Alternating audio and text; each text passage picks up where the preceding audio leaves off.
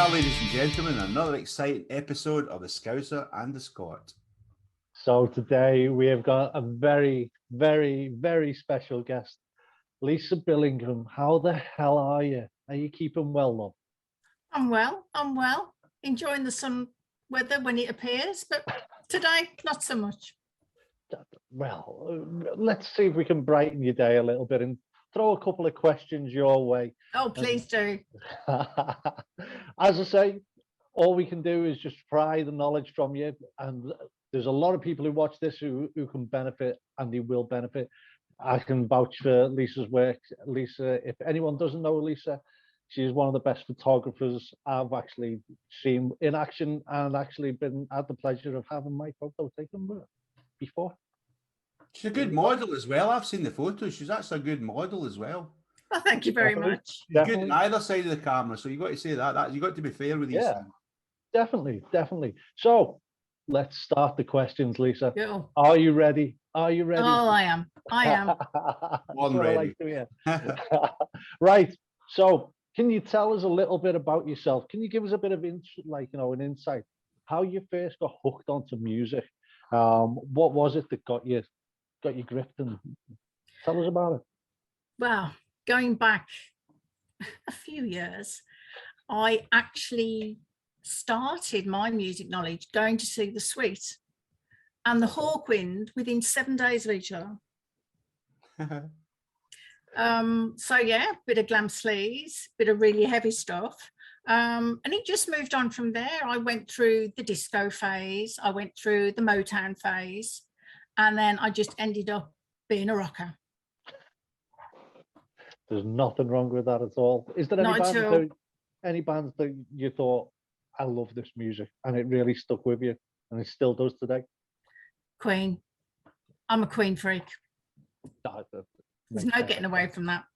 Still, to me, the best frontman around. Absolutely. And he can still reduce me to tears when I watch videos. 100%. Absolutely, 100%. I still watch the Wembley Live, and I just think, I just watch it, and you just think, that is the epitome of perfect frontman. I was bought a double VD donkeys years ago of all the Queen videos, and it was one of those ones that was played 2 or 3 times a week, either all the way through, or I was just track picking. It just fills me up full of emotion for him and the whole band, just the way they did all their music. I think it's quite funny because I only really liked their very early stuff, their heavier stuff. I loved them then, but once I mean, don't get me wrong, I still liked them, but once they started with some of the more poppy stuff and that, they kind of lost me quite a bit. And people forget this, that at the time of Live Aid, they become quite passé. And people had completely forgotten about them as well, which you can see in the movie, obviously, if you watch it. Well, now. There was such a distance between their last lot of music and them coming into Live Aid. Yeah. So much had happened.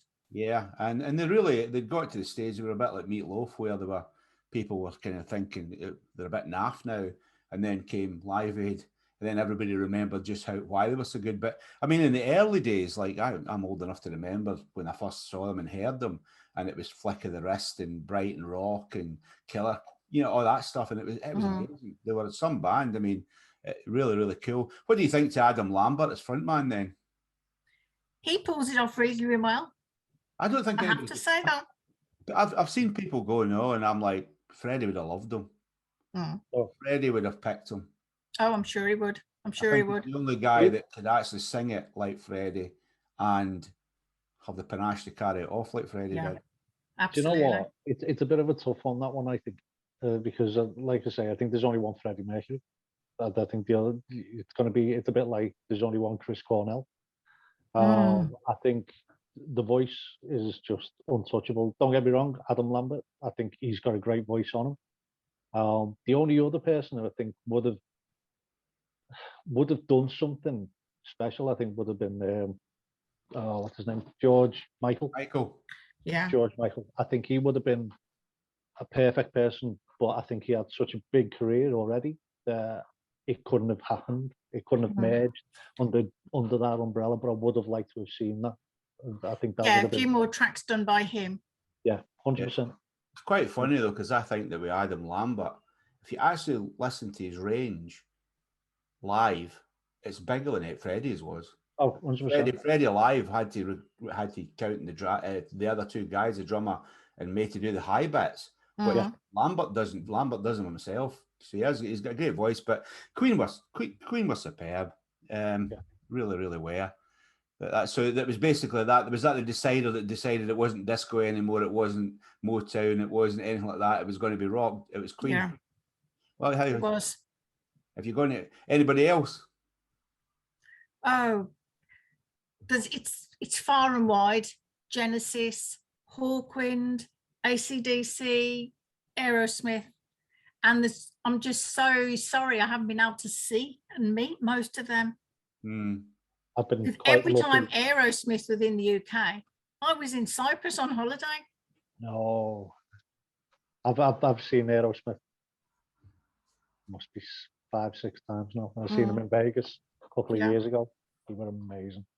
He was still as good as they were in the first time I seen them. It's brilliant.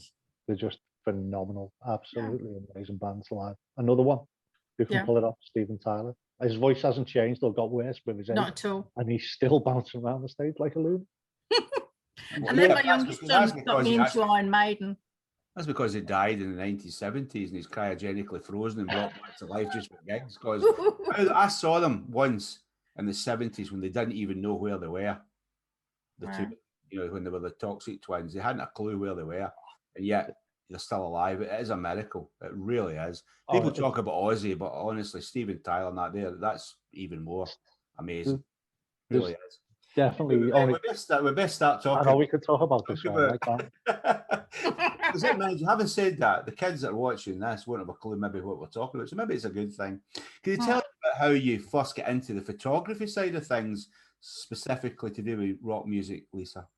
Well, I used to go to the gigs myself in the early days, and then I'd see the photographers in the pit and think, lucky sods, what I'd do to give anything to be in that pit taking the photos.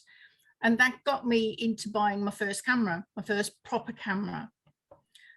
So when I did that, I toddled off to the local pubs and shot a load of local bands, bands that you'd heard of, bands that were up and coming, and kids bands, like the 16-year-olds coming in from school and trying their first gig and their first gelling together. And after a few years, I knew then it was time for me to move up. And the only way I could do that was by getting myself recognized. So I really put myself out there. I covered anything I could. But then the issue then was getting passes for the bigger gigs. And this is where I met Hilary Plimmer, Hills Ovation Music Management. She did lots of gigs for up and coming bands. She did them at the O2 Academy. She did them at Slade Rooms in Wolverhampton. And I got to meet her, and she gave me my first opportunity in the pit. With that, I used to photograph a lot of her events. And that's how I really got started. I owe it all to Hills. Hills was an amazing woman. Well, she is an amazing woman. Unfortunately, she doesn't do the music side anymore. But without her, I wouldn't have got started. I wouldn't have got started properly. Because once I started to be seen in the pit working, that's when I was able then to start applying to places to get the passes for the bigger ticket work.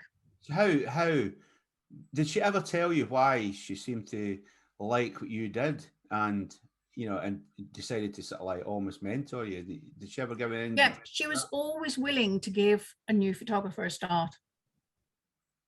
She always was. I'd send her the gallery of the night, and she'd put it up on Facebook and on her social media.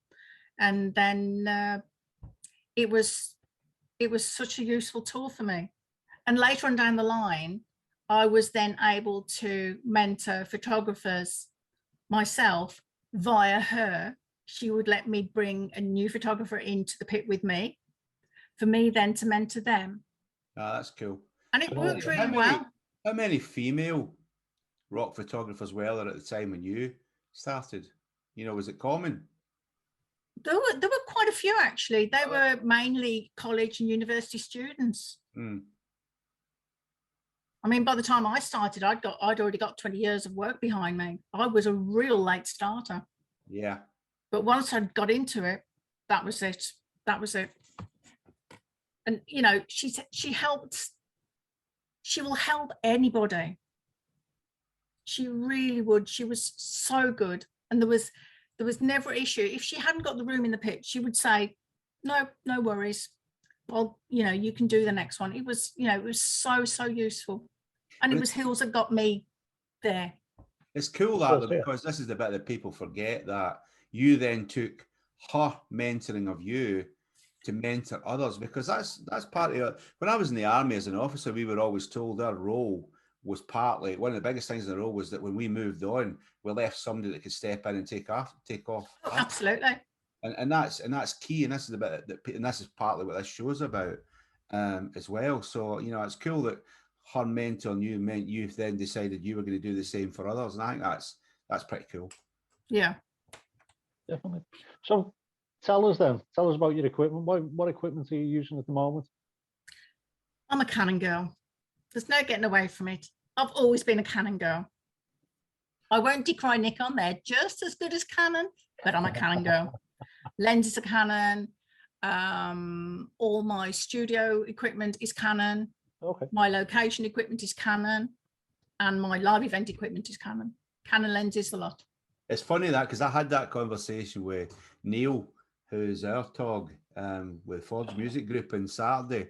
I'm sure he's Nikon, but whatever it was, I asked him, and I says, why is it? And of course, we also have Tina Sherwood as well, and it's the same almost all the time. It's a bit like Gibson and Fender in guitarists. You're either one or the other. It's very seldom you're both. And I found that with photographers as well. And I actually said why, and he went, I really don't know. He said, it's just, I think it's what you decide you're going to go with, and then you get comfortable with it. A bit like phones, I suppose. You're either Apple or you're one of the other ones. I mean, I'm so lucky. I've got a 5D Mark IV. I built up to that. I'd started off with the lower ranges, and then I bought a brand new 5D Mark IV a few years ago, and it is the absolute dogs. Never let me down. It's so good in low light, so good, and I'm just stuck with it now. Is there much of a difference, Liz, from and like John said before, if like, you know, Gibson, Epiphone, Fender, and then Stratocaster, the different kinds and stuff like that. Like, you know, what is the difference? Is there a massive difference from, like, you know, a good budget to a top of the range one? It can be, because the budget ones tend not to have the low light capability.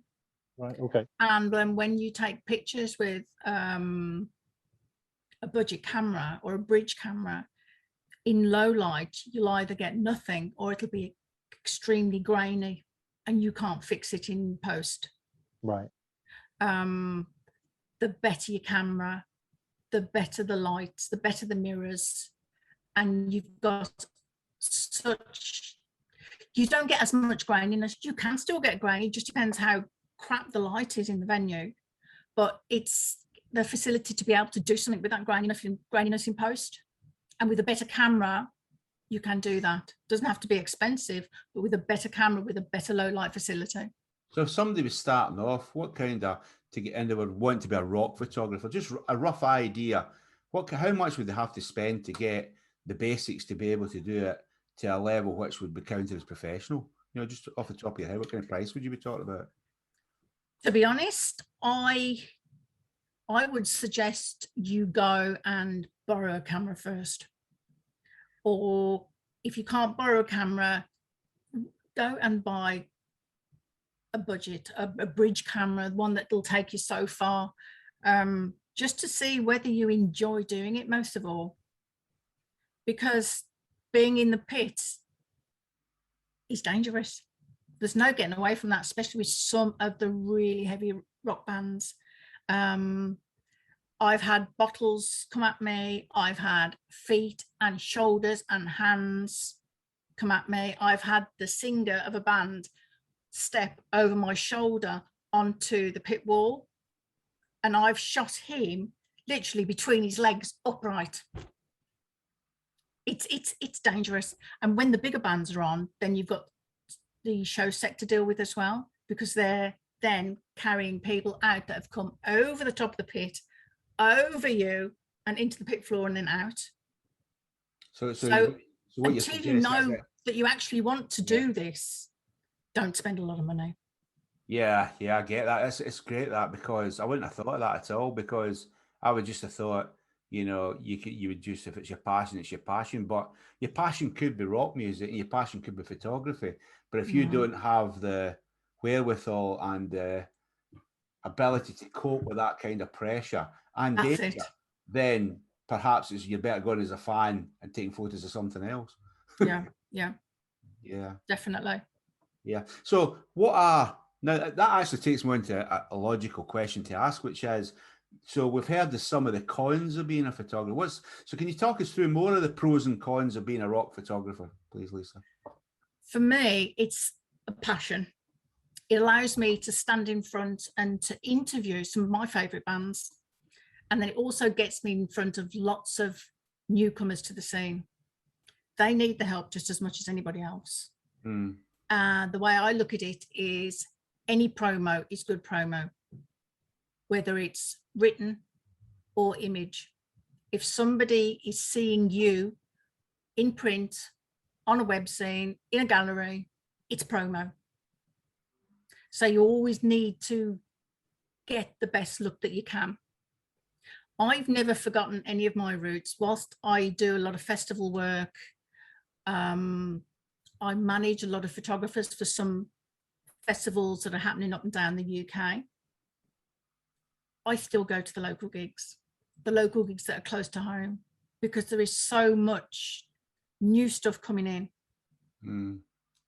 And they need the help as well. So it's my passion at the end of the day. I think that's my big pro. Meeting up with my peers when we go to festivals. It's always good to have a catch up. We have so much of a laugh and a joke, and the Haribos come out every bloody time. Do you know what? It's actually, what you're saying is exactly the same as what musicians, when we interview musicians, they say the same set of stuff, and it's no different for you guys. It's like there is this gang of you that all seem to know each other. Is one of the cons, is there an etiquette? There must be an etiquette when you're in the pit. There is. What's in and what's out. There is. The etiquette is, you don't barge in front of your mates. You take it in turns. You all get a little position within the pit, and everybody shuffles around. At the end of the day, if we're lucky, we've only got 3 songs. Sometimes for the festivals, we only get 1 song or 2 songs. And if there's 30 of us waiting to shoot, we get 1 song split between all of us. That's how, and it's very cutthroat. What we do is very cutthroat. Everybody wants that shot, and it doesn't always happen. The money. And there are people that will push their way past, but you just stand your ground and get your shot. So there must be some of them that are nightmares then, and I don't expect you to name them, but there must be some photographers that are just cutthroat. It's all about them. No, there are. They would just literally step in your head to get the shot. Yeah. John. And it tends to be festivals rather than gigs. Festivals rather than the big ticket stuff. Like, I can go and shoot / Miles Kennedy, no problem whatsoever.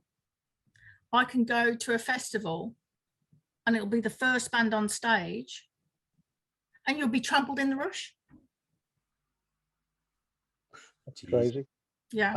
I've heard you said something quite interesting then, and a lot of people don't realize this, because I've heard this before, and when you said it, I was like, so it is true then. When you say that some bands, and big name bands by the way, will only let you take shots when they are all fresh and clean and they're not sweaty. And I was like, is that real? We have requests from some people where you don't shoot them upwards, You don't shoot them sideways, and you don't shoot them from the top because they don't want their double chins to be seen. Get over yourself. Why don't they just Get over yourself. Here's one for, if you're one of these musicians, here's one for you. If you've got a bad side, it's for a reason. So do something about it. Lose weight, you fat bastard.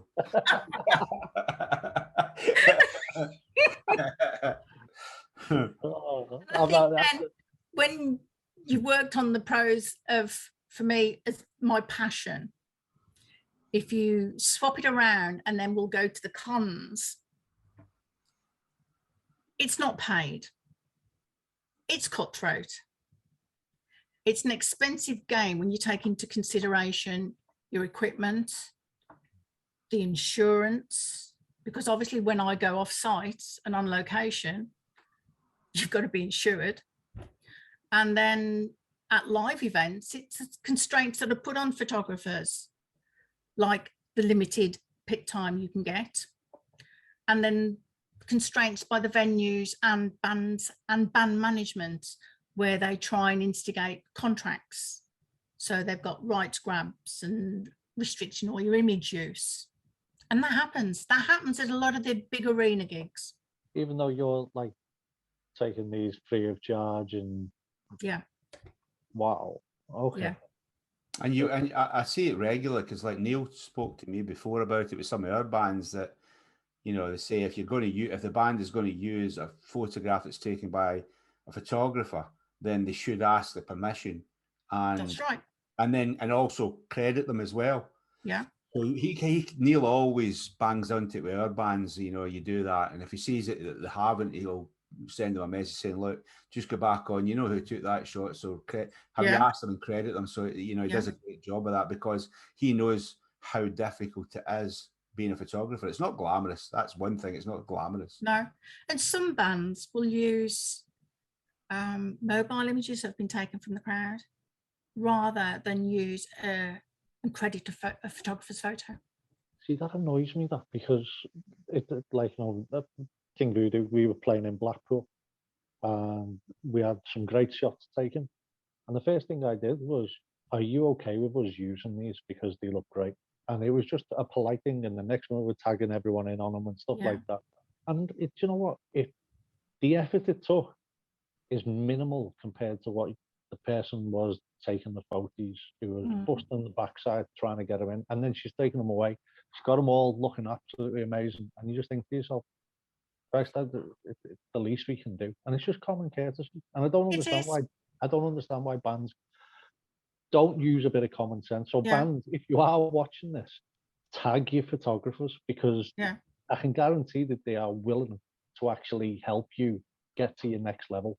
Just drop them a message.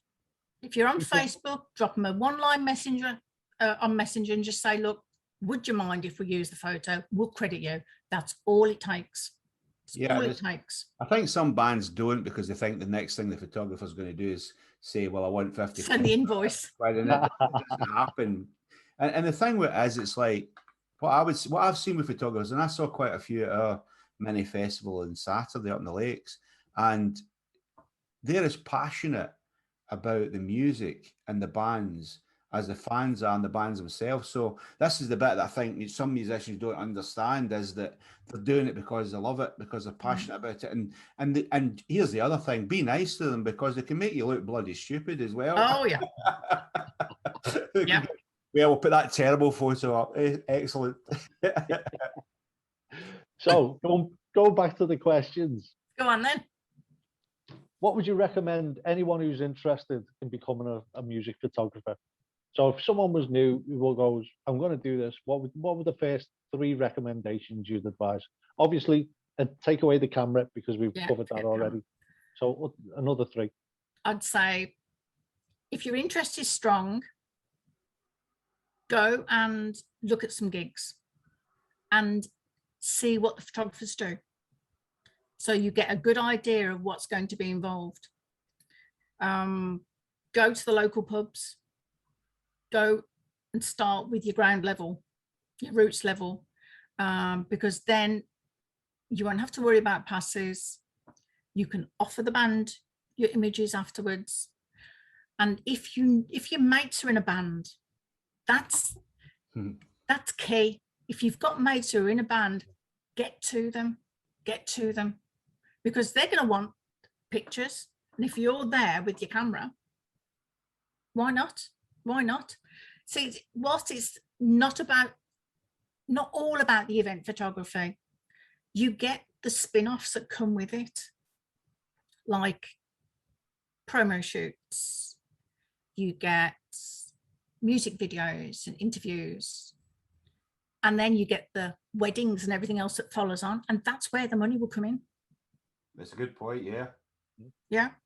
I mean, one of the things I was going to ask you about was that, I mean, I'm looking at, kind of what we're to talk about. We've covered, I was going to ask you about equipment, but we've kind of covered that to a degree. So what I'd like to drill down into is with promo, right? So live gigs, it's about getting the money shot, and it's about understanding the angles, understanding what works, what doesn't work, what's going to look good. And the more practice you do with that, the better you'll get it, I imagine. My thing is promo shots. And it's a kind of bugbear of mine because there's a lot of too much obvious stuff going out there. So what I'd like to ask you about is when you work with a band, so let's say it's a new band, a young band, and they're not known, okay? They have a crisis of, they don't really have an identity as such. How important do you think it is for a photographer to sort of like think about it, know the music beforehand, and talk to them? How much preparation work and before you get there, and what can you give any tips on that, Lisa? I generally listen to any band that I don't know, so I've got a good idea of what I'm going into. If I end up interviewing them, then obviously I've got a lot more research to do and pick up as much information as I can. The interesting part, I think, is they've got to be comfortable playing together. There's a lot of bands, little young bands that look like they've been thrown together. They all stand on stage, they're all playing their own bit, but they don't look cozy, they don't look warm, they don't look cohesive. No, not at all. They're all doing their own little bit, but they stand there and it's apparent they're all unsure about what they should be doing next. And I think for them, they have to prep more. They've got to be confident going out there, because they're not going to be able to project the image they want without that prep. And I think one of the problems is that when like we were growing up, and especially the bands you were talking about, Lisa, earlier, and we were talking about, we used to see, I mean, I got interested in music through Top of the Pops, the old Grey Whistle test. We grew up seeing how bands were supposed to be on stage. I think a lot of people nowadays don't really see that. So it's not as ready, even though it's readily available, they don't know where to look for it. So I think that's a problem. Like in Saturday, we brought a young band down for the Highlands called Bad Actress, and they came out, and it's quite obvious that they've been looking at Van Halen in the 80s and Motley Crue. They came out and they're like 18, 19, 20-year-old, and they came out and they put on a show, and they knew what they looked like. They knew what, and they were a proper act. Yeah, they put a lot of older bands to shame when it comes to that. That putting on a show and entertaining. But it's makes just a world of difference. Oh yeah, hugely. I never even thought about it from a photographer perspective. But it's like with me, I've been recently having conversations with our bands, and it's like, okay, so who do you think your potential client base is? So we're going to go and get your photos taken. So what image are you going to have? What are you going to do? It's a kind of post-industrial sound you've got. So why don't we look at that? So how much I almost feel like I'm leading them in some cases. I don't want to do, but is that something that you would be quite comfortable as a photographer, having looked at a band, having listed a band, coming up to them, if the management said to you, Lisa, like say it was me, right? Say I came to you and I said, right, Lisa, I've got King Voodoo and we're Ian's band and we're trying to do something with the image, we're trying to do that. Would you be quite happy having that conversation, given what you think would work well for their sound photographically? Yeah, I would, no problem at all.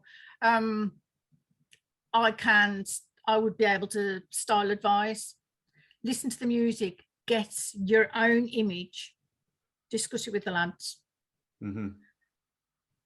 To get the photographer image, you can either do that obviously in a studio here, or you can do it out on location. You can go, you know, urbex, industrial, you can do anything now. You can do it all in the studio, because at the end of the day, backdrops are available. Yeah. So you can always offer up a selection to see what the band wants. How often do bands know what they want, and how often do you have to deal with them when they haven't a clue? Half and half. Is it? Yeah. Some bands that we have in the studio know exactly how they want to look. And out of those half that know exactly how they want to look, out of that half, how many do you think that's a mistake? To be honest, hand on heart, not many. No, that's cool. Because they've been around long enough to know what they want. We have had some younger bands in here who sort of, they've not thought about the clothing. They've not thought about how they look, even to the extent of brushing off the cat and dog hairs off your black t-shirt. That's how much an image, obviously at that stage, didn't mean to them. And that's stuff that you have to take care of when you've got them in front of the camera. Yeah, and it's quite weird. But then again, I think that comes from, in a lot of cases now, bands just wander on stage in the same way, same approach. There's no cohesiveness there as well. And they'll turn up, they'll set up, they'll play, and they'll go home in exactly the same set of clothes. I don't, to be honest, when I first started off, I didn't know much different. And then you start watching other bands, you start getting an eye for it. It's picking up bits all the time. Every time you go out, it's a learning curve. But this is one of the reasons why I always say and John will vouch for this one, I always go to the gig, and what I'll do is I'll watch, because no matter where you are on that, if you're headlining, go and watch the lower bands even below you, because you'll find something where you go, I like that. I like what they're doing, and we can incorporate that. And absolutely, one of my big bugbears, when you go to a festival and you'll see a band, as you say, go on stage, do the bit, grab the gear and go, right, we're going now. And you're like, stay and support the rest of them. Support your music. Yeah. You'll learn something, and then you'll start talking to people who can open doors for you. Yeah. And you'll be surprised how many people who, it's like we've had other people on, like, you know, talking about festivals. We was talking to Carl and Mick last week from Rockwich. We was talking to Dave Ritchie from Wildfire, and they're the ones who go to these gigs dead quiet, and they'll just sit in the background, and they'll spot all these little bits and pieces. Oh, they came, they played over the set, they did this, they did that, and you're leaving a really bad reputation for yourselves, and people don't understand the crowd are there, but there's other people in that crowd who could do so much for you. Absolutely. And it's a proper eye opener. And that includes photographers. You know, 100%. Because you can help indirectly with the image. Yeah. Because as soon as they see their pictures and they think, bloody hell, what was I wearing that for? Yeah. Yeah. Do you know what? But it's also, as you say though, Lisa, it's like, you know, show some respect to the photographers, because if you ever go to these festivals around the UK, I've seen you virtually every festival that I've been to. Like, and you're like, you're right, Lisa, yeah, blah, blah, blah. And next minute, these people come to you and ask you, do you fancy doing photos at our festival? Because that's how good you are. You find out who's on that, and you go, oh, I've had a bit of a bad rep with them before and stuff like that. And next minute, the tarnish, the reputation's gone. The band's reputation is gone. And this is why I always recommend to bands, please stay, support your other bands, and talk to people in the venue, because they can do so much for you. Yeah, sorry, off me high horse now. Right, getting back to the questions. It's not all about taking photos. So you go out for a gig, you take your photos, and you go, right, let's get them all onto the computer. What software do you actually use on your PC then to actually make us musicians look beautiful? Black screen. Oh dear. Right. Yeah. In my case, I use Photoshop. Right. Okay. I've got Lightroom also loaded, but that's one software I was never able to get used to. Husband uses Lightroom. I struggle with it, so I stick with my Photoshop. I'm a great believer in the pictures looking as the audience sees. So I try not to over elaborate,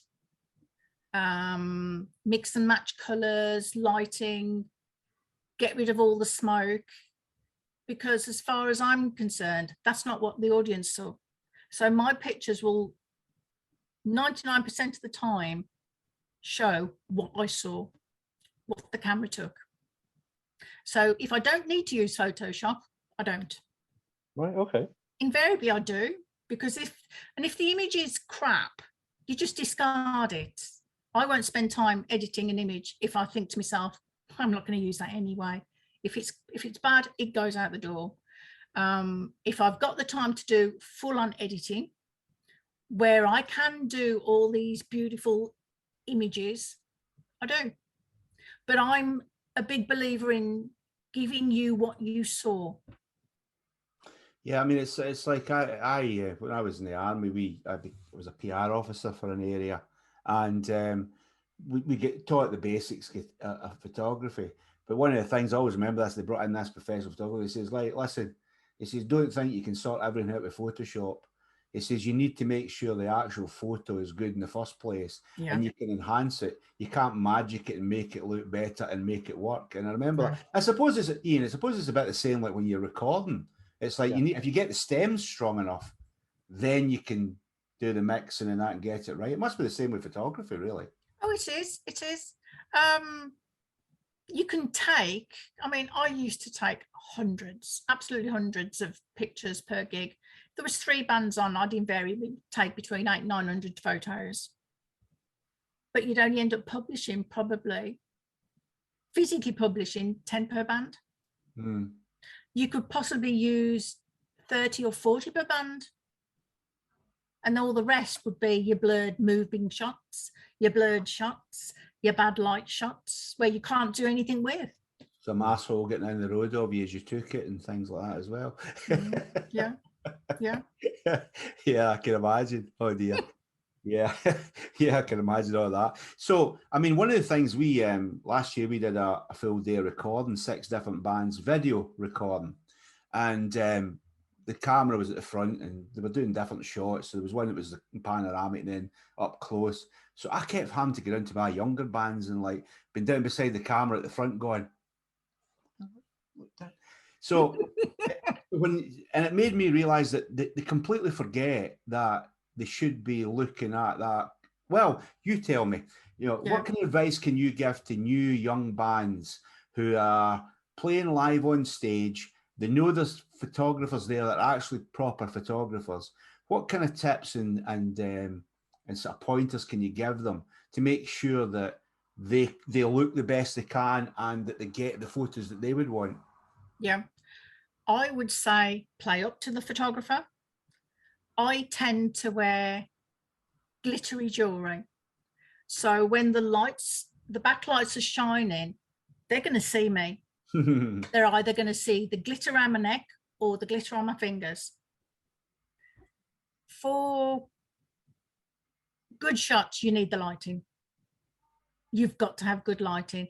And I think this probably brings up to one of the questions about getting the best shots on stage. For me, it's the lighting, because so many times I can go to a gig and see the setup where the drums and bass are not lit. Why not? They're still part of the band. So if I was to say anything to a band, it's when you do your sound check, do your lighting check at the same time, because they'll make a world of difference to the images. You see the whole band. You don't just see the vocalist, the guitarist, and bits of everybody else who happen to be standing on the stage but not in the light at that time. So yeah, do your sound check, do a lighting check.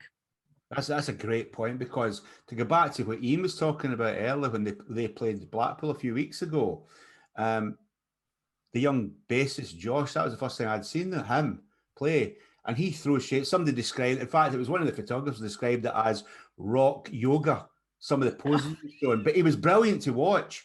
Now, if he'd been that bassist that was positioned in the stage where nobody looked to make sure he was properly lit, that was a big part of the visual show missing. Yeah. So it's spot on, and it would have been like that, Ian, wouldn't it? Oh, definitely. It's do you know what? I'm quite lucky with the lads in the band. They know where to move, when to move now.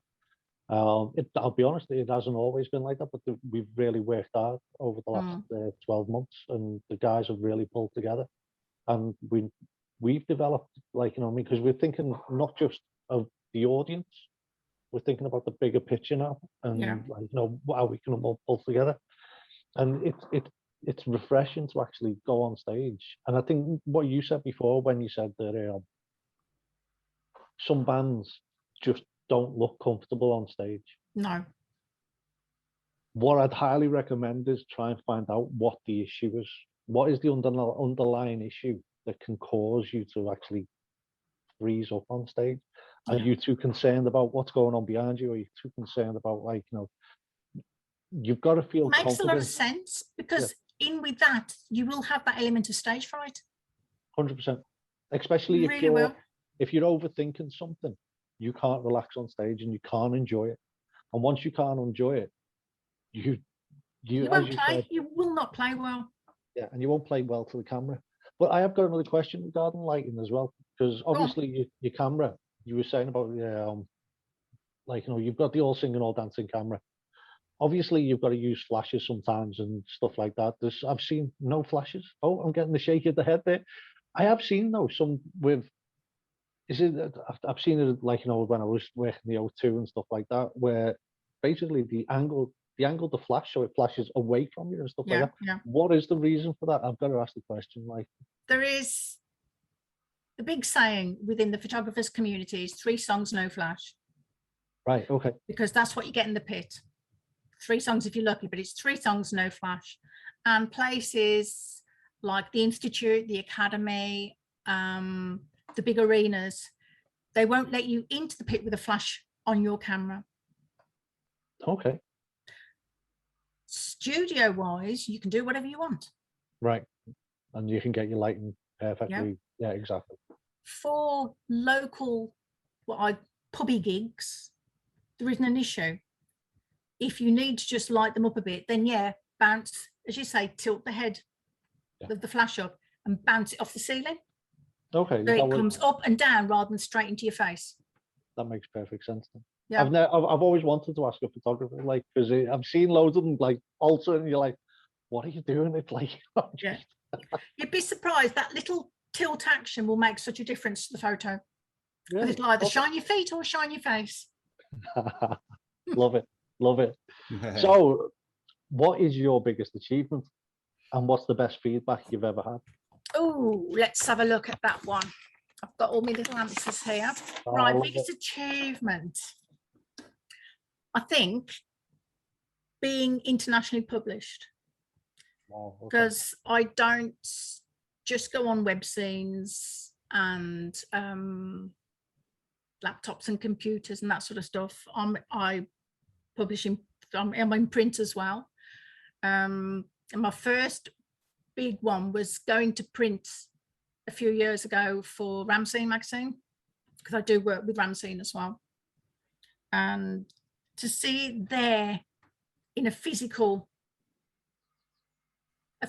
being in front of you on your table, really hit the spot. And then after a few more months of doing gallery images for them, I then started to feature on the front page.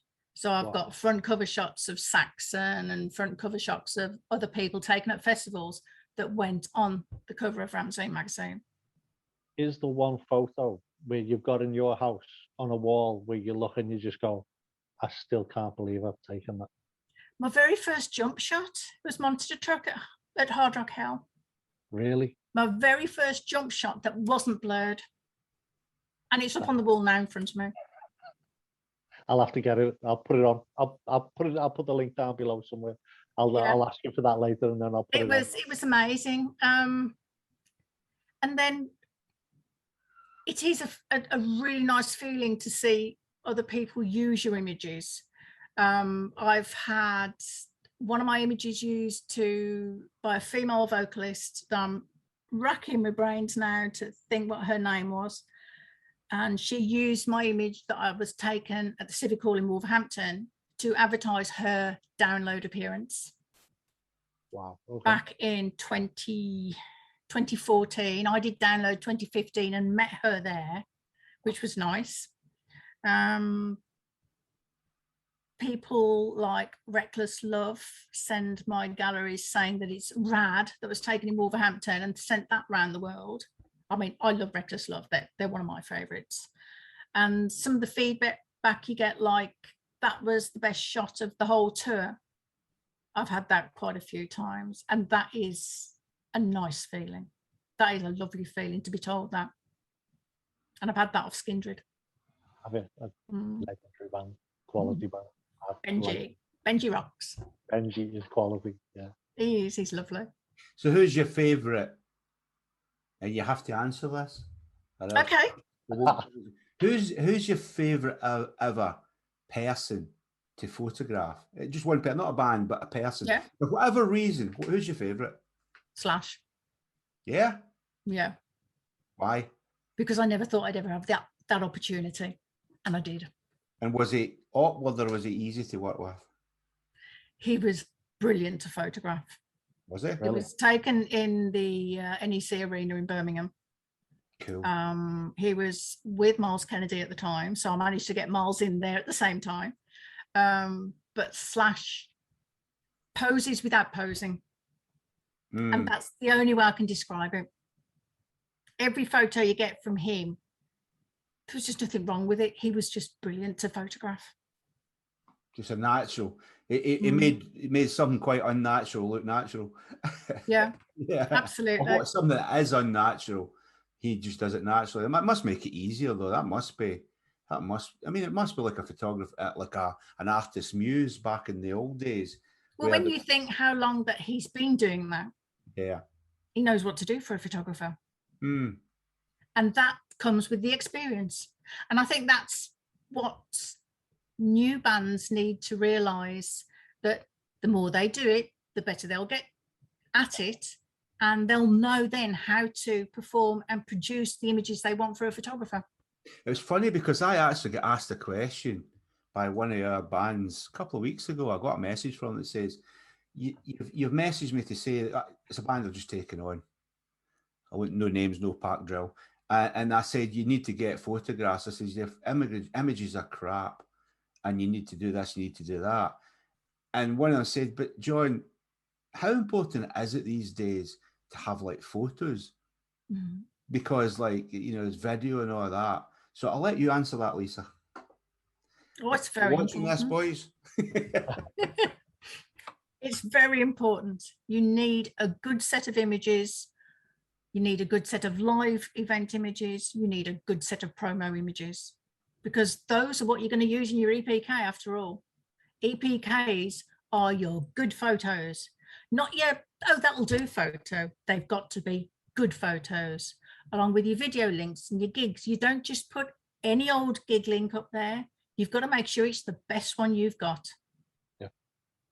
It's a CV at the end of the day. You're applying for a job. Yeah, that's it. I mean, and that's how you should be looking at it. And it's look at me. This is what we can do. Yeah, you're right. And it's never get, as I always say to the bands, you never get a second chance to make a first impression. No, not at all. And I say to them, so you might think it's cool, your fans putting up images on your YouTube or straight for the phone, but it actually sounds terrible. Take it down. If there's something that's rubbish up there, thank them for it, but take it down. I said, because you might just get somebody they click up. Or the worst thing is when you get the band and they just put a link in that takes it to all of that, rather than put it together in a place where when you send it to EPK, you click your video or you click the photographs, it takes you down an alleyway, which is taking you to exactly where you're going to get that. And the same thing happens with those dreaded mobile photos. Mm. They will get their mate to take a string of photos. Obviously, whilst you can edit partially, you can't do anything with those. And they will put up a ream of pink blown out blur. Mm. And that is no use to anybody. Mm. No use to anybody, because half the time you can't see them. And that might be the very thing that somebody just comes across. Oh, I've heard such a name of this band. I need to check them out. Yeah. At least if I take the picture and it's pink blown out blur, I can do something with it to bring it back. Hmm. Yeah. That's very true. Yeah. Very true indeed. So my final question to you, unless my cheeky Scouse friend decides to add in another one, which he often does because he's a typical Scouser that way, and I can say that because he says it about himself. But anyway, my final question, Lisa, is when you look into the future, when you're at an age when you are no longer going to do it, what would success look like to you as a rock photographer? What would that look like? What would you count as being your successes?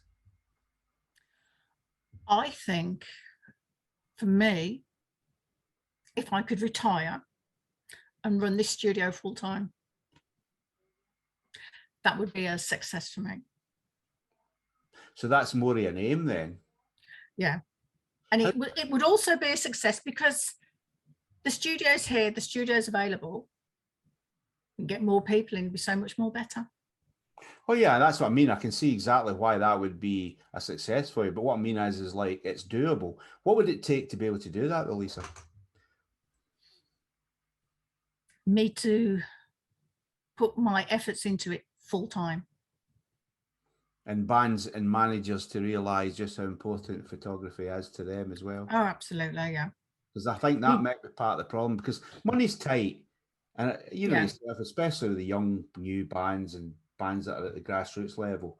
But I think it's one of these things which is, you know, if they're going to spend 300 quid in a crap lyric video that nobody's going to enjoy, then they should have taken that and get photos done just instead. Maybe it's another way of looking at it. But I think the photographer's art in rock music is something that we've taken for granted or lost sight, in my view. And I'm guilty of this as well. We've kind of lost track of it. So I think that's something that maybe we as an industry can maybe help you with stuff like that by realigning how we view it. It's always worth keeping in touch. I mean, obviously with the years that I've done this, you know who your contacts are. And I always make an effort to make sure I contact the ones that I'm not in contact with regular. You've always got to put yourself there, because without that, take Facebook, you're not connecting on a news feed, you're left behind. So I always make an effort to contact people who I've not spoken to for a month or two. It's just the way I am. I'm always around. I'm here. If you need me, get in touch. And I think you've just got to keep yourself in people's vision. And Ian does that great for his band. He takes that, he does that a lot. You know, and that's the thing with bands as well. This is what Lisa's saying is it's the same for you guys. You know, if the minute you go off the radar, people forget, no matter how good you are and how current you may be, it's dead easy to go down that slippery slope until people forget about you. Oh, absolutely, yeah. I totally agree with that. You've got to keep pushing yourself. You may think you're being a nuisance, but you're not, because without that nuisance value, people aren't going to see you. 100%. 100%. Which leads me quite rightly to what John says. I am a cheeky Scouser. I am going to ask another question because I can and I will. Told you. So Come on, Lisa, then bring it on. Right, let's see how good you are then. Right, okay. Can you give me all your links to where we can get in touch with you? Where can we, as a music family, we want to get photos done. I want to go to your studio. How do we get in touch with you, Lisa? And I want full names and addresses. Give me your Facebook links now. Come on. Right. Facebook, Billy B Creative. Facebook, Lisa Billingham. Instagram, RockTog666. Twitter, RockTog666. And well, because I could have told you the last two, because you always put my feet. That's you looking at my photos. Yeah, you're right. Yeah. Won't go into that one. But what I will say is, I will put the links down below. So guys, click on the links down below. Give Lisa some love, because as I say, I can vouch she is an absolutely amazing photographer. Thank you very much. I am really honored to have my photos taken by her, and what I would love to do is have more photos done, and I hope to see it on the scene this year. Definitely, once all this craziness is gone, and it'd be great to catch up for a beer as well. Absolutely. Always the way. So, John, over to you, mate. Well, I can only say that I've thoroughly enjoyed this. I found it very enlightening, and I'm sure you will as well. And I'd like to thank Lisa for it. But you know what to do. Until next time, hit that cowbell and subscribe.